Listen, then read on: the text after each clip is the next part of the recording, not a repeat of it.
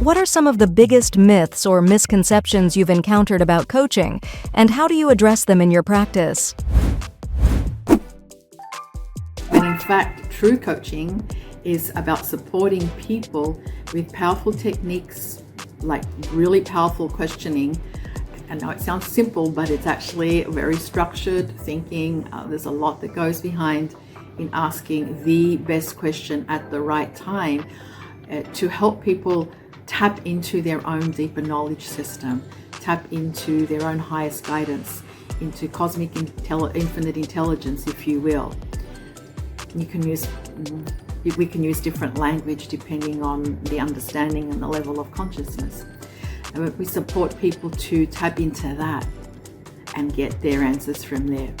It is a co-creative partnership, but it's the coach helping the coachee tune into their own brilliance. It's not a two-way street, really. It's the coach supporting the client to tune into their own brilliance, and often brilliance that they weren't aware they had at that next level. So coaching is about creation of the new. It's not about regurgitating the old. How do you differentiate between coaching, mentoring, and therapy when coachees first approach you?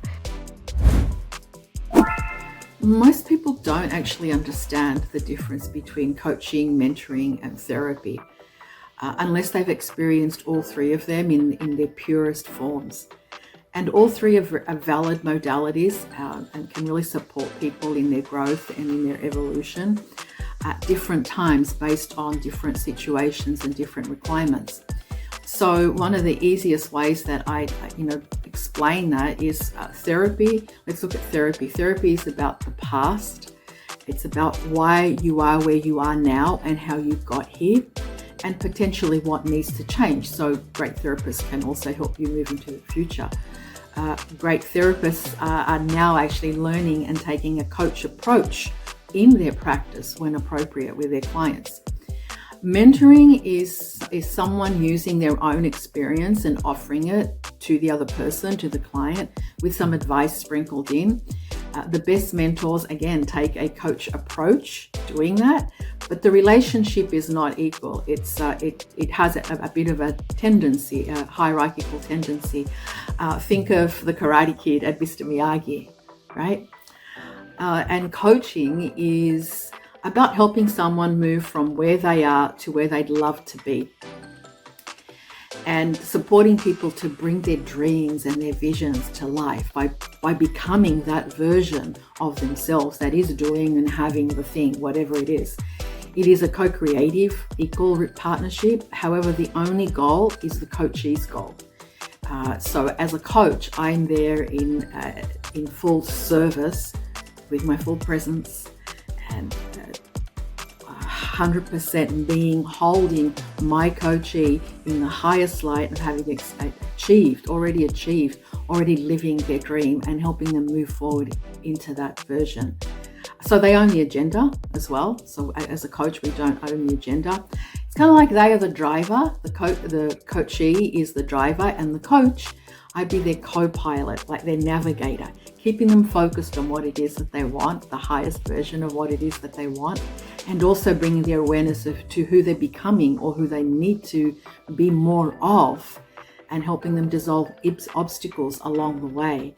In essence, up-level their belief and their self-concept, so then they can be living their desires, their dreams, their goals. Can you describe a breakthrough moment where a coachee realized the true value of coaching and what fundamentally changed for them? Gosh, there's been so many over the years, and I can't really share details without divulging confidential aspects. But I'll share at a very high level many moments where a client is thinking that it's about a particular project, and they're thinking that the issue is sort of like not enough information, or that they're having some conflict with someone in the project, And in the space of a coaching conversation, it's kind of like their mind gets blown, their mind's blown, and they realize that it's something to do with trusting in themselves, for example. Or when I remember a client, we were working about a career, we were working together on a career change and how she could possibly prepare herself to look for another job, leave the company where she was at. And she realized so deeply that it was all about her essential value of creativity, and that it was without creativity she could not even be herself. It doesn't matter where she went. And I remember she had tears streaming down her eyes, and it was such a pivotal moment. Usually in coaching, the tears are referring to liberation, something that's opened up so deeply, and there's so much clarity and a recognition. And so, yeah, she switched. She realized what was really important to her, and started expressing her creativity and using in any way, shape or form, using any tools and techniques that she had available to her in the moment without waiting for a new job. That would really set her on a different trajectory in life. What does true transformation through coaching look like over time? And what are some common signs that one really needs it and when it's working? It looks like a liberated person. It looks like someone that's in their sovereignty, someone that's taken full creative ownership of their life. Regardless of what the circumstances are, it looks like someone that is liberated within and stands firm in their self-empowerment, in their sovereignty. And for that to happen, there's typically an upgrade of their belief system. And then someone, you can see they're living beyond their wildest dreams, and it keeps going and it keeps evolving. It's kind of like they're pierced through the illusions, and they're just on. They're on and moving forward and higher. A person who's continually up-leveling because it's fun to expand and it's fun to write their own story again and again and again. Someone that's taken, I don't want to use the word control, but definitely full responsibility and ownership of all the aspects of the life that they're creating, and they know that it's coming from within. And then it's like, okay, what's the next chapter I want to write? Not from a place of lack, but from a place of abundance, from a place of sureness, from a place of life is joyful and life is meant to be lived to the max. For those hesitant to try coaching, what would be the first step you would recommend to help anyone experience coaching? One, of course, is